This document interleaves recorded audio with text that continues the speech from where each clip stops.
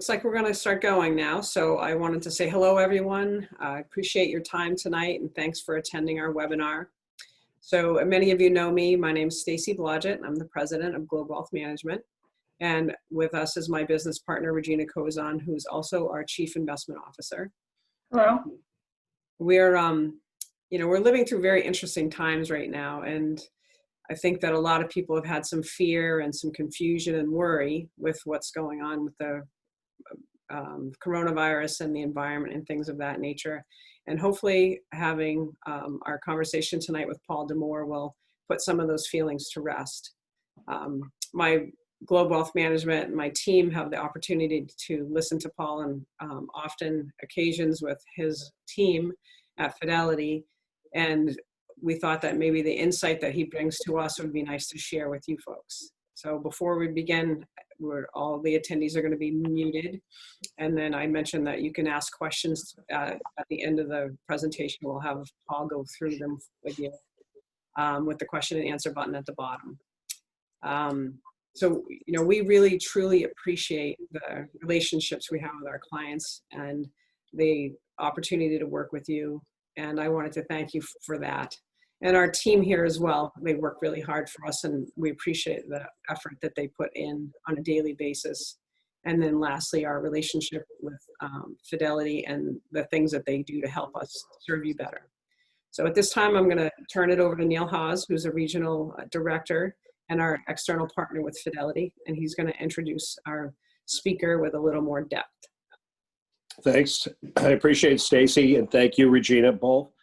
Good evening, folks. My name again is Neil Hause. I'm the Regional Director for Fidelity Investments. In my role, I act as a liaison between Fidelity and Regina and Stacy's broker-dealer, Cetera Investments.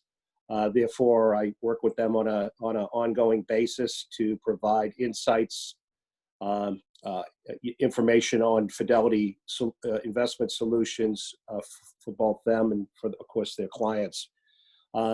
With me this evening, I have the benefit of having a great resource in Paul D'Amour. Paul works with our capital markets research group at Fidelity.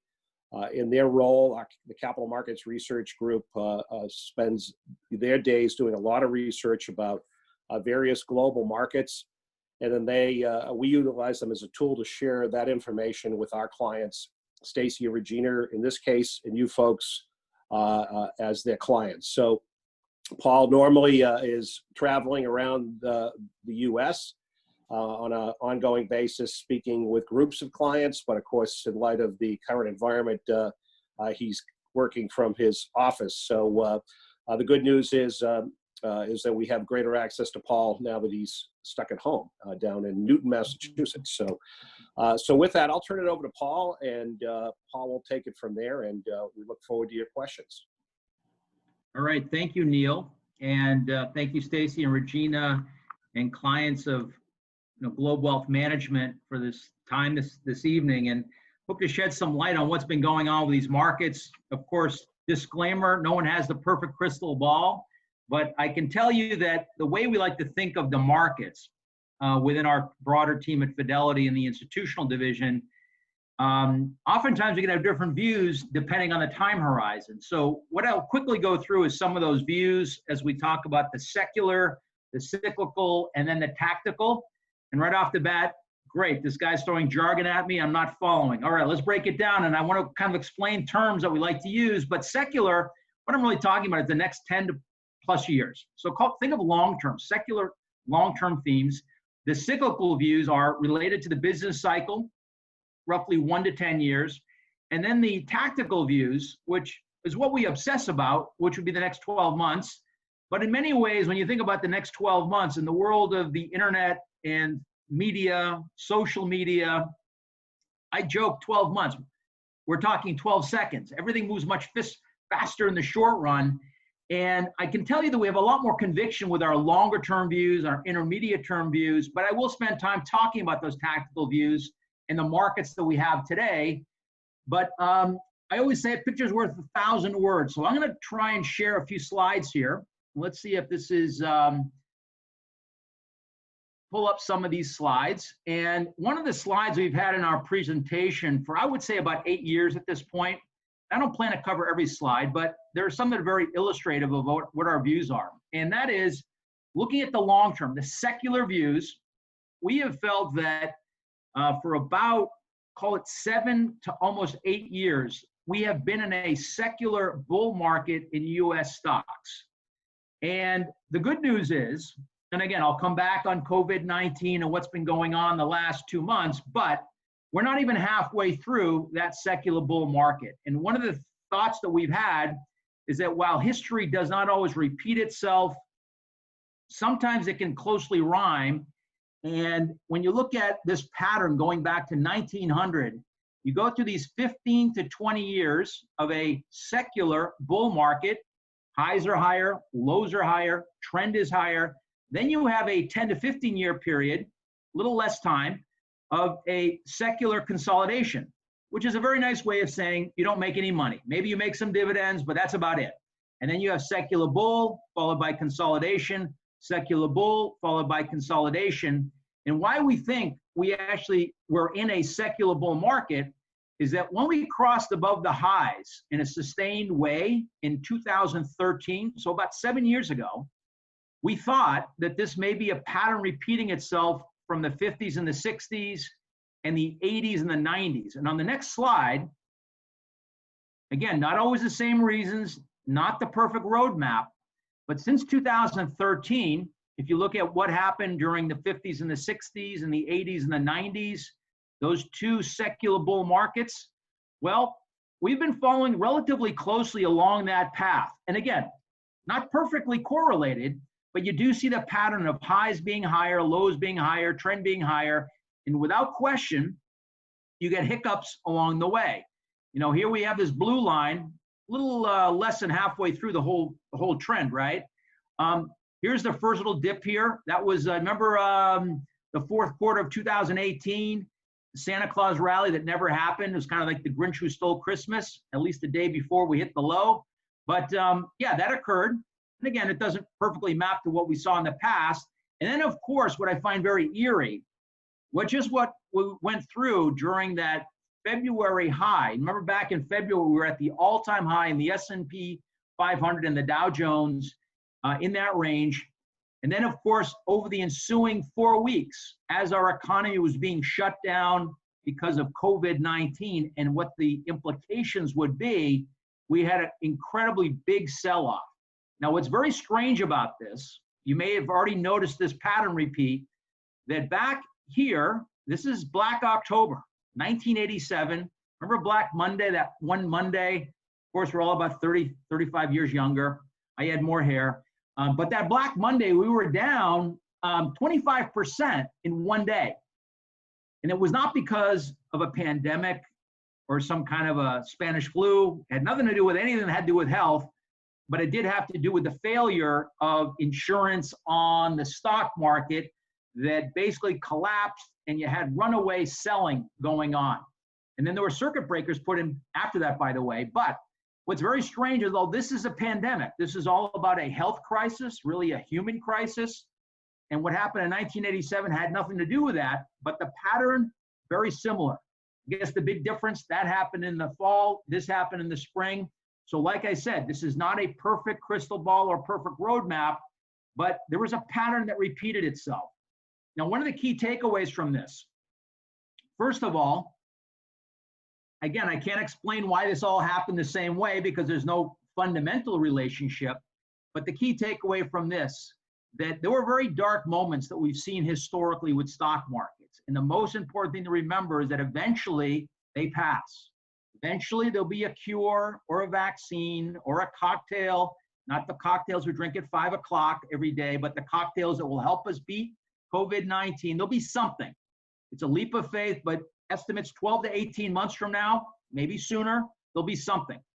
But this will pass. Our economy will eventually get better. And ultimately, what a stock market reflects is that things eventually improve. So most important message to be taken away from my presentation, if you don't remember anything else, always remember that time horizon is very important. the money you don't need for 10, 20, or 30 years from now. You should have some of that in the stock market because that ultimately tends to be your best rate of return over time.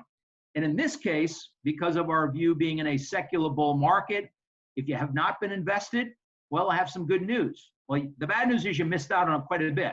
The good news is we still have more to go. So again, remember, stocks belong in your portfolio long-term. Patterns tend to repeat themselves. And one natural question that comes up, all right, that sounds good, Paul.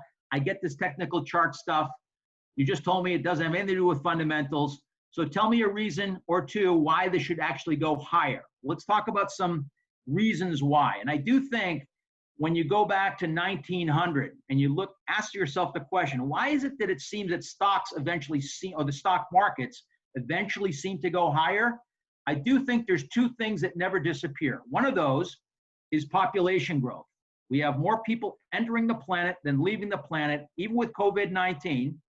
And for those that know people that have passed, sorry to hear that. And it's a tragedy that we all deal with. But even that, when I go to some of these websites, it's amazing when you look at the meters of how many people are born versus those that pass. Yes, the world population is still growing. And what that means is that food, shelter, and clothing, just the simplistic things of life, never mind iPads and phones and cars and everything else, but just that simple thing. We need more of that stuff on this planet all the time. And you think of that as revenue. More stuff gets sold, revenue. The other part, which I think is more powerful, is the concept of innovation. We're doing this Zoom technology meeting tonight. I didn't know what Zoom technology was 2 months ago. And this is what I live through every single day, 5 to 15 meetings a day. Who would have guessed, right? But this is an example of innovation that did not exist 10 years ago. I always come back. Innovation is the backbone of the US economy. It's technology. It's been a huge plus for the US economy for well over 100 years, and it's not going to stop. And if I had to give examples, think of cloud, what everything gets done on the internet through the cloud. Think about artificial intelligence. Think about robotics. Think about biotechnology. By the way, where's this cure coming from for COVID-19?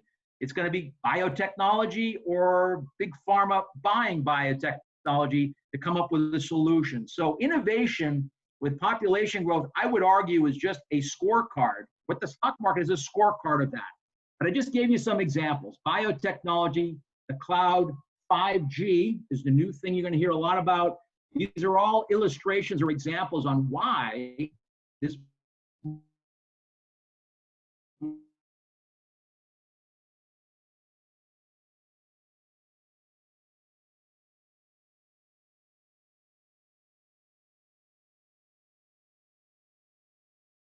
surprise, surprise. I don't think anyone disagrees with me here.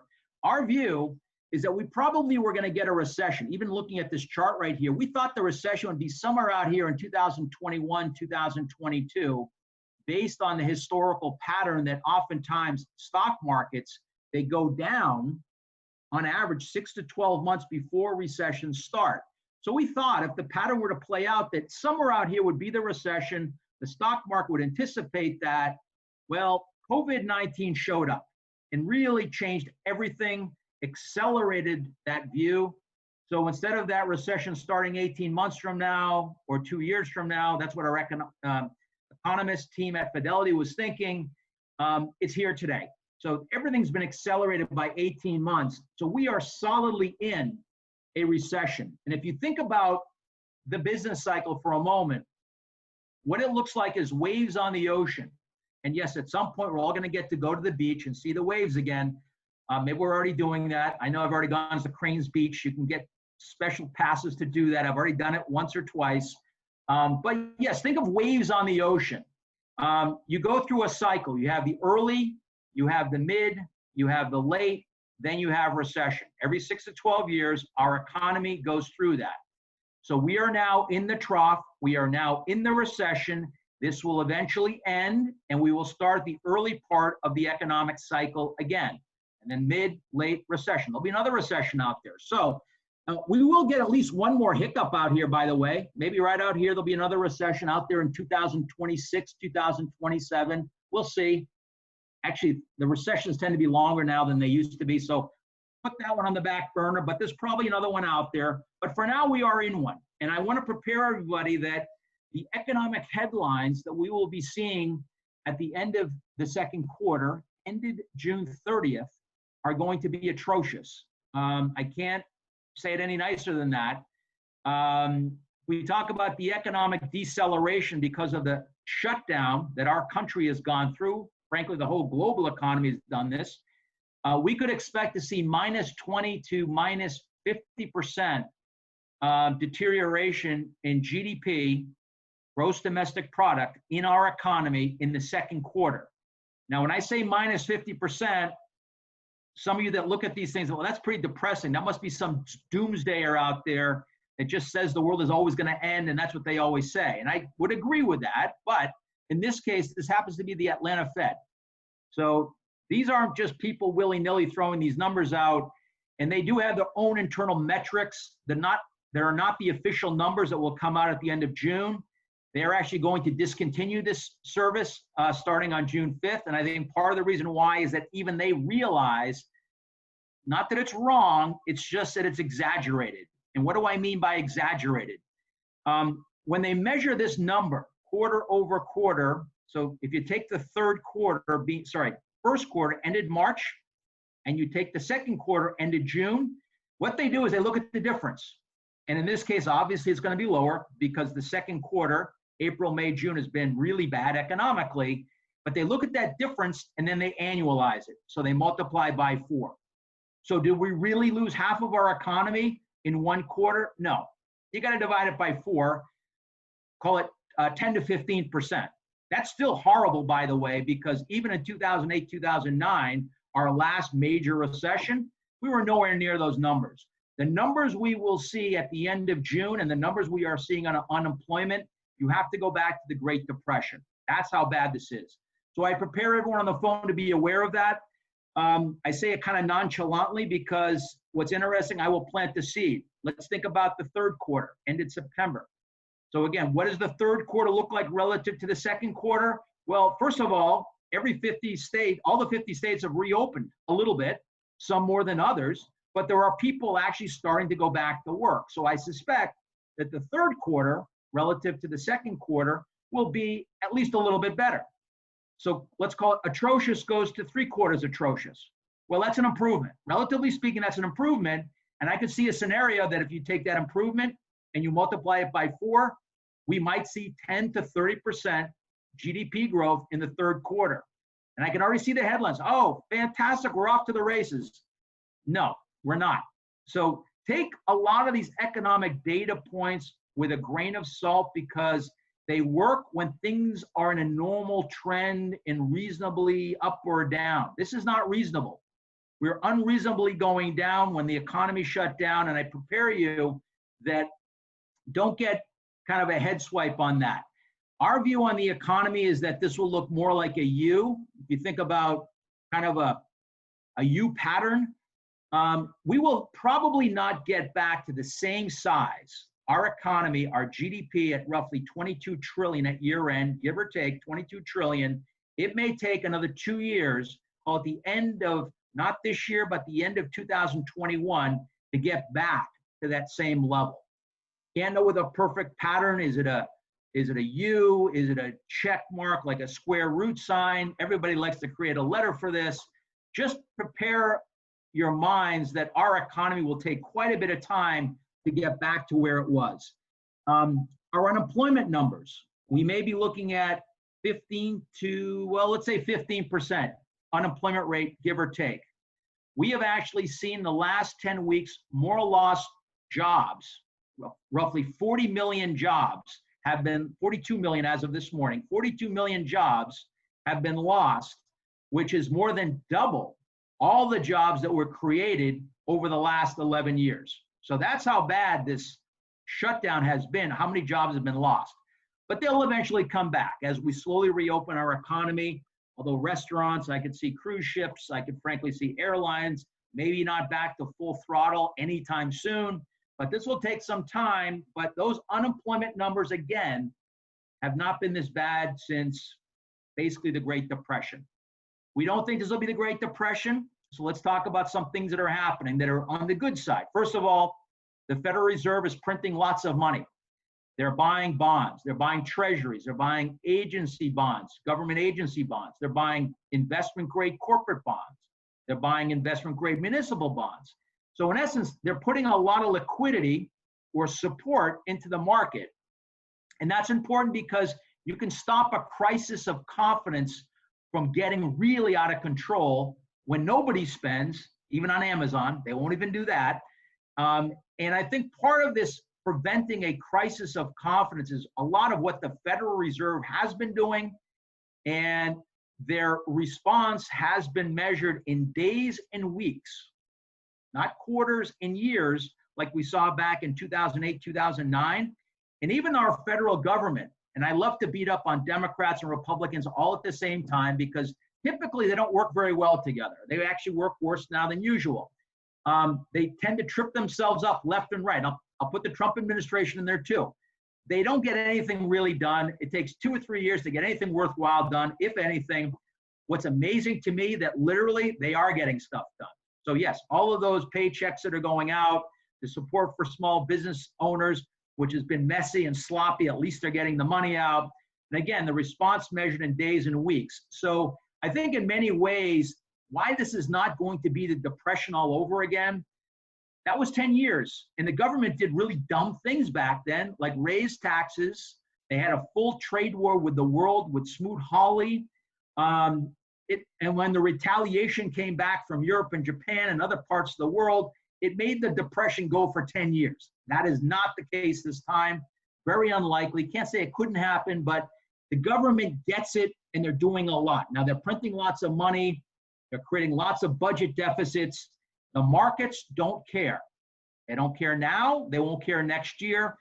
Maybe in 5 years they're going to care. And I think there's solutions on that front, by the way. It'll take me forever to tell you what they are. But for now, the markets don't care. And that's part of the reason why the stock market. So the natural question is, all right, Paul, things are going to get better. I'll go with you on that. We'll see. But let's talk about some of the impacts here. And there's a good chart to tell you how the stock market can respond. Well, first of all, the obvious thing that we're all aware of.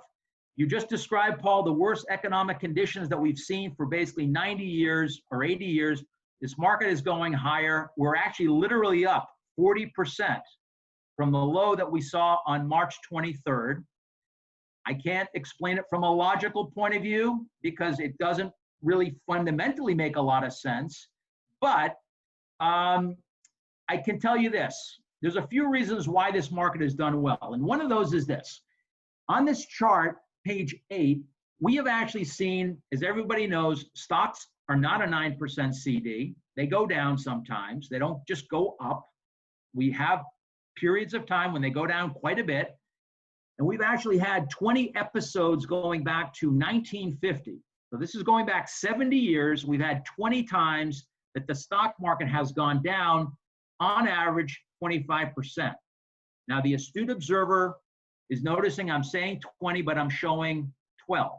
What happened to the other 8? Well, the other 8 did not have a recession attached to it, but these 12 did. So these are actually in many ways worse because there was a recession attached to it. And the average decline was 25%. And if that low did occur in March, and there's a chance we may retest that low, by the way. There's a lot of reasons why we could. We got a second wave, for example, with COVID-19. That could be a reason. I could also say that earnings right now are going down, and maybe they get a lot worse than what the markets think. That could be another reason we go down to the lows. But at some point, what history tells us is that the lows in the stock market do get put in. And whether that was in March, which seems premature, or it happens over the next 2 or 3 months, which is also a possible scenario, when those lows get put in, the average recovery is up close to 40%. Now, we just went up 40%. So again, we could go down again and then resurge again. But I think the takeaway you should get from this chart is this, that eventually, yes, you have these big declines. Here's 2007 right here, minus 57%. So again, we went down 35. I'm not saying we couldn't do this, go down 57%, But at this point, with all the government stimulus, I don't think we get that low. It just seems very unlikely. But that did happen.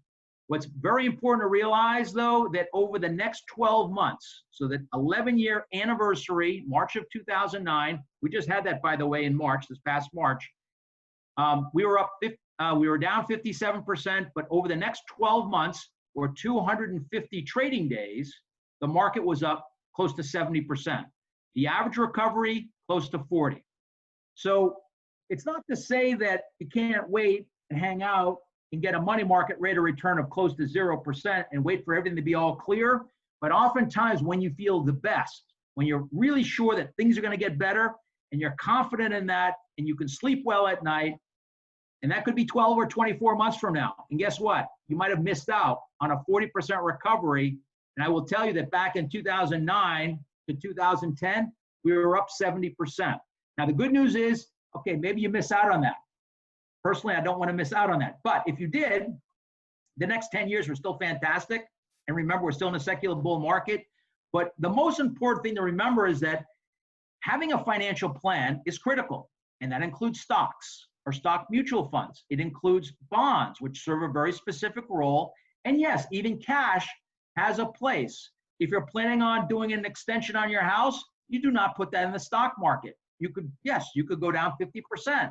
But if you're planning on doing an addition on the house, that is cash. Keep it on the sidelines. I know you don't get any yield, but it has a very specific purpose. And I do think, you know, the work that Stacy and Regina are doing for you is designed to be a plan, not to roll the dice, not to gamble, but to plan your investments over the next 10, 20, 30 years, maybe even the next 10 months.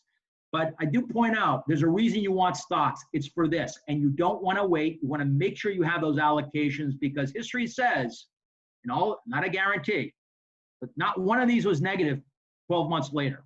So I think the next 3 months, maybe 6 months, and again, the first 3 to 6 months after these lows get put in tend to be very choppy. There were some negative periods there, but as you get further out, it does get better. So I wanted to share that chart. And again, I'm talking now more about the tactical discussion and a few things worth pointing out. Let me see here. I'm going to jump around on different slides. This is like my 16-year-old learning how to drive a car.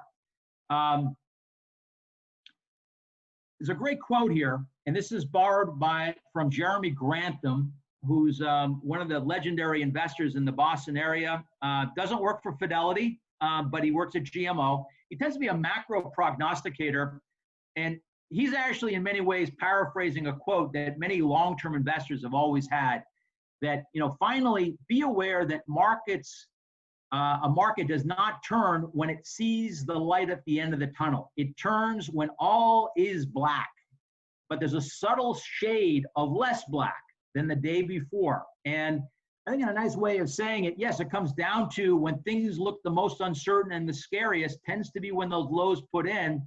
And I know personally, I do feel that where we are today, here we are in early June, relative to where we were in mid-March, I think there's a lot more certainty. I do think the world is less dark today than it was back in March, so that there's a chance that that was the low. Not my prediction.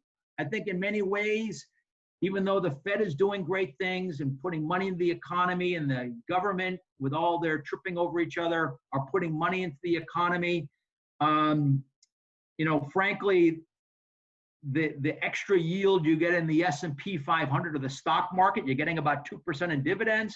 Well, that's a heck of a lot better than getting less than 1% in a treasury bond, and it's a lot better than 0 in a money market. So that's another reason why these people are putting money into stocks, is they get a better dividend yield.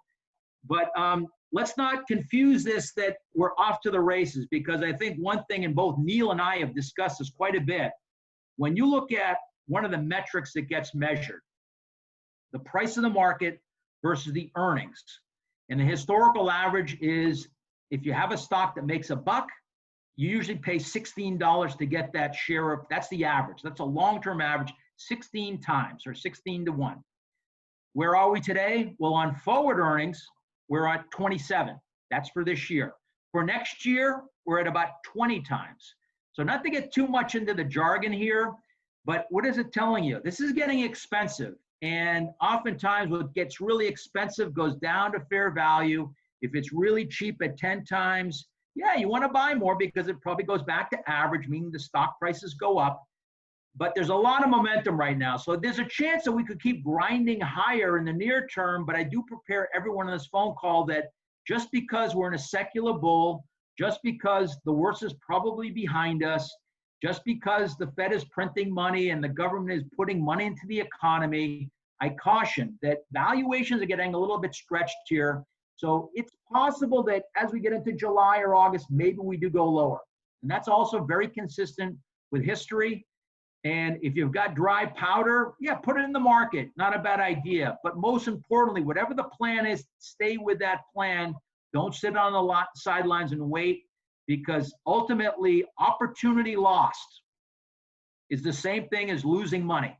Ultimately, if your money is not working for you, even if you're in retirement, and I always leave with this quote, it's like, yeah, Paul, I'm not going to be around in 30 years. I'm in my 70s. Like, well, I got some interesting news for you. I got some good news and some bad news. The bad news is, well, let's start with the good news. The good news is you're probably going to live longer than you thought you would. It's like, I'm not going to live that long. It's like, well, when did your parents die? Oh, they're still alive. They're 100. Well, you got great genetics. You're probably going to live a lot longer than you thought you would based on that. However, biotechnology, back to that innovation story, is changing medicine. And there's a good chance that we're going to live a lot longer than we thought we would. And running out of money in retirement because you didn't invest correctly is a real risk, and you don't want to be in that boat. That is someplace when you're in your 90s you don't want to be. So remember, financial planning is critical to make sure that doesn't happen. And I think my best billboard quote I've seen, this is in San Francisco, the first person to live to the age of 150 years of age has already been born. I don't think it's me.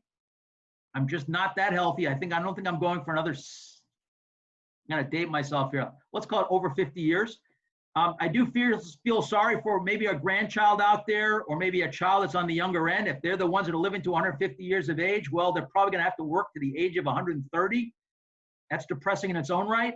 But the good news is, hey, we're probably going to live longer than we thought. We probably are going to enjoy that with medicine changing things. But make sure you don't make the mistake of running out of money. So why don't I stop there? Stacy and Regina, I covered quite a bit. We can go into some Q&A right now, and I will turn it over to you. Perfect. Thank you, Paul. That was awesome. We do have some questions, and if anyone else has a question, please type it in the Q&A box on the bottom of your screen. So the first question we have is, for those investors who are in their 80s and could be facing some heavy expenditures for long-term care facilities, should they stay in the market? That's a good question. And I think I always like to break things down. I always think the most important question is time horizon. Well, if you need to pay for long-term care in addition to whatever insurance you have, you need an extra amount of money over the next 5 years. Should that be in a stock market? I would say probably not. It's a 50-50. Although if you did stock mutual funds with bond mutual funds in a balanced format, yes, that in combination would work. So you can have some, but it shouldn't be 100% in equities. And then frankly, if that's all covered, and even though you might need it as long-term care and you're covering all those bases, and you've got money that, well, this is probably for my grandkids or my kids, maybe it's 20 years from now, I would say that money isn't really your money. I mean, it could be if you needed it, but I think that's the money that would be more on the equity, maybe even more equity there than bonds or cash. But it really is on a case-by-case basis. But anytime you start thinking less than 5 years as a possible time horizon to tap into that, you need to start bringing down some of that equity allocation and make sure you've got some bonds in there, maybe some cash. But again, this is all going to be based on what your risk tolerance is, how much you really need, and how much you have as a reserve. I mean, sometimes reserves allow you to take more risk, right? Just if it goes wrong, I still have money left over here to handle some other scenario. So everything's on a case-by-case basis, but time horizon is a critical question to answer. Okay, perfect. Okay, the next question is, we keep hearing about bad economic data, so why did markets keep going up? Yeah, I Address some kind of of, them. I touched on a few of those. One of those is that, and actually one of the most important ones that I didn't even mention, is that the stock market, and the Federal Reserve looks at it this way, is a leading economic indicator. Unemployment is actually a lagging economic indicator. So we'll actually see the economy getting better, and there'll still be jobs being lost. And then eventually the jobs will get better as a lagging economic indicator. But the stock market is a leading economic indicator, always has been, and it tends to be looking into the future, 6, 12, 18 months into the future. So even though the economic data is really bad now, it's going to be really bad in the month of July when it actually gets officially announced how bad the economy is. And we're all going to scratch our heads. Why did this market go higher? Maybe why is it still going higher as we speak? It's because it's not looking just at today, it's really looking into next year. And so that forward pricing mechanism, or that forward view, is how the markets typically work. And we'll always hear why it went up today and went down today because this happened. All right, I won't dismiss that as part of the story, but in the bigger picture, it's always about what's in the future. 6, 12, 18 months, that's one big reason. Second one is, well, the world is less dark today than it was back in March. That's a second reason. Often bottoms get put in when that occurs. Third reason, the Federal Reserve, print, and they're throwing money into the economy to kind of support it. That's a big third reason. And then the fourth reason, I mentioned about this idea, I can get a 2% dividend with the S&P, I can get less than 1% with a 10-year treasury, and I can get 0 with a money market fund. A, B, or C. 2%, less than 1, or 0. And yes, people that want to collect more income, well, they're buying the S&P and they're getting 2%. Be careful with that. I'm just telling you, there are pension plans and sovereign wealth funds and endowments and foundations that they are unemotional, they're agnostic, they don't care about losses, they just look for the best yield in town, and that happens to be, relative to other things, the stock market. That's called TINA. There is no alternative. So that's another fourth really big reason. Okay, so thank you. The next question is, why doesn't government debt affect the market? Or as you said, the market doesn't care? Yeah, great question. And this is an ongoing problem that we've had for quite some time. It tends to get very political. And again, back to my cynicism on Republicans and Democrats, when President Obama was trying to get, money juiced into the economy, get it going, we had a $15 trillion national debt. And the Republicans were all saying, no, we can't do that. This is out of control. This is out of control. We can't do anymore. Well, now we're at 22 trillion. I'm like crickets. Like, what happened, guys? The responsible ones, typically Republicans, in terms of managing budgets. So let us be careful of the politicians when they start throwing stones about being fiscally responsible, because I think it's all very much, if the other guys are in power, let's make their lives difficult. And Democrats are guilty of that as well, by the way. So it gets political, remove that. But one of the things we have to think about, and let me put this in two contexts. One is what's going on with COVID, but let's go back to December, because we already had a problem. We had $1 trillion budget deficits. That occurred back in the fiscal year for the federal government ends in September. Either they're really late or really early. I don't know which one it is, but that is, I'm going to go with late. They probably should have gotten it done in January, but the rotation is September. And in September of last year, the budget deficit was $1 trillion. Part of that was the tax cuts. I mean, trickle through, for those that believe in supply side economics, hadn't really kicked in yet. Yeah, they had a reduction in revenue. And yes, there were government costs that were increasing as well with Social Security and Medicare, but we were at less than that. We were in that $400 or $500 billion range, still big number, but it's been going in the wrong direction, I would say, for at least a year and a half at this point. I will tell you that the expectations for this year, because of COVID-19 and the fact that when people lose jobs, they don't pay taxes, that's revenue that didn't show up. We may be looking at a $4 trillion budget deficit for September end of this year. This is the worst it's ever been. And remember, what is $4 trillion? Well, $4 trillion gets added to $22 trillion. So we're probably going to be at $30 trillion in terms of national debt by the time we get through all of this. And I'm maybe exaggerating, getting a little too ugly here, but that is a number we should be worried about. However, is it game over? No, for a couple of reasons. First of all, one of the ways to look at national debt is also look at the size of your economy.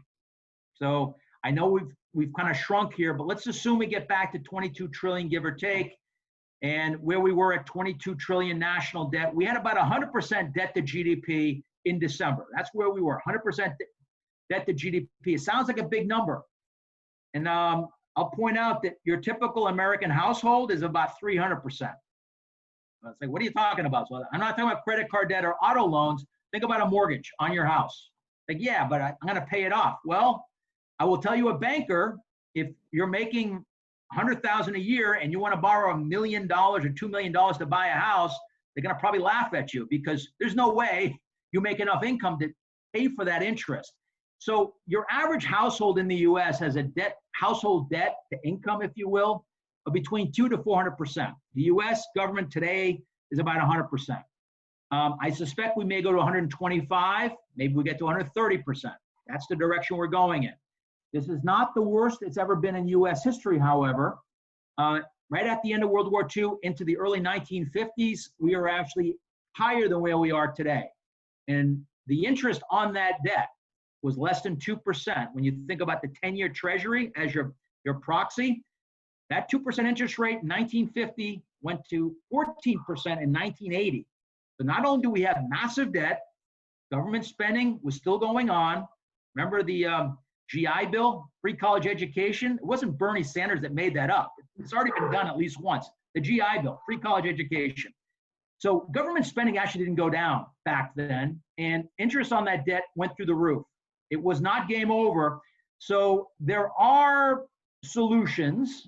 When you look at the big three, Social Security, Medicare, Defense, I won't spend a lot of time on them, but there's some small tweaking that could occur that once we get out of this COVID-19 recession, almost depression, if we have the political will, if Congress and the president get their act together and realize we all have to sacrifice a little bit here, we could actually run surpluses and pay down that debt.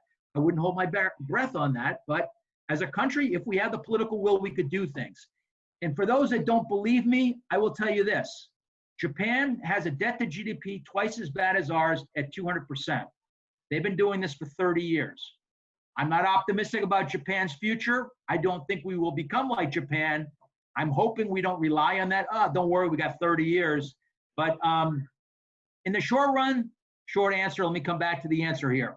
The markets don't care now. They're not going to care over the next couple of years. I'm hoping that we pay attention to this 3 to 4 years from now once we're finally out of this. But we actually have no choice right now but to run budget deficits. This is the only way to get our economy back on track. And for now, I will tell you the markets don't care, and Congress is not going to do anything, nor the president. They're going to spend to get us back on track. But let's talk about this 3 to 5 years from now. I hope we're having constructive discussions on how to get the national debt down. Good. All right, the next one is, do you think taxes will get raised to cover some of this?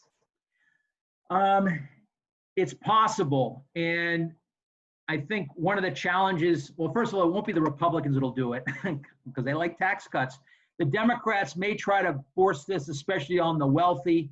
One of the challenges, though, with this is that people get used to not paying taxes. And whether you're a Democrat or a Republican, no one likes to pay taxes. And it's almost as once you give somebody candy, it's very hard to take that candy away. So is it a possibility that taxes could go up? Maybe.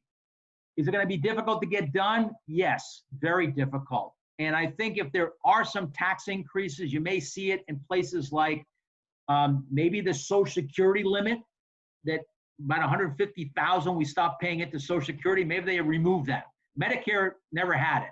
So indirectly, yeah, that could be a tax increase. I could see one of the ways of dealing with the national debt could be one of those mechanisms.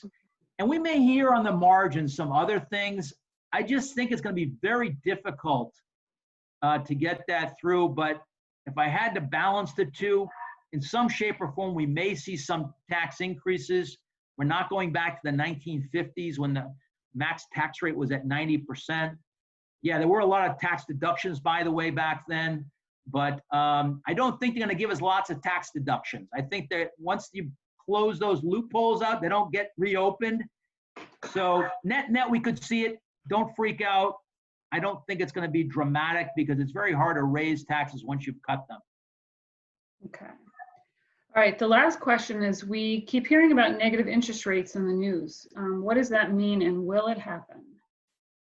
Well, the short answer on that, in essence, when you have negative interest rates, it's as saying, if you want to give your government money to buy, you want to buy their bonds, well, you're going to buy their bonds, but you have to pay them money. You have to pay them interest to take your money. And I will tell you that places like Germany, the German 10-year Bund rate is now at minus 30 basis points. So 100 basis points is 1%. So basically 1/3 of 1% is what you have to pay the German government to give them money. In Japan, they were negative, but now they're actually a little bit above zero. But there were, up until about December or so of this past year, there were 13 countries around the world that had negative yields. Not just Germany and Japan, but there were a bunch of other European countries as well that had negative yields, including France, Holland, and a few others. We're not there. I mean, our 10-year Treasury rate today, as of today's close, is 0.8%, a little bit less than 1%. Could it go to negative yield? It's possible. But there are a lot of things that the Federal Reserve could do so that wouldn't happen. And I don't think they really want that to happen, because if we had negative yields in our country, I think it creates a lot of anxiety. It makes people wonder, are we going out of business? Is it so bad that we actually have to give our money to the government and we have to pay them to take it? It's a place that we don't want to go from a crisis of confidence. And I would say the Federal Reserve could probably do a few things to keep that from happening. So I think it's very unlikely that that would occur. It hasn't done volumes of good for Europe or Japan by having negative yields. So is it possible? Yes. Is it likely? I would have to say probably not, because it would do more damage, or as much damage as it would help. And stay tuned.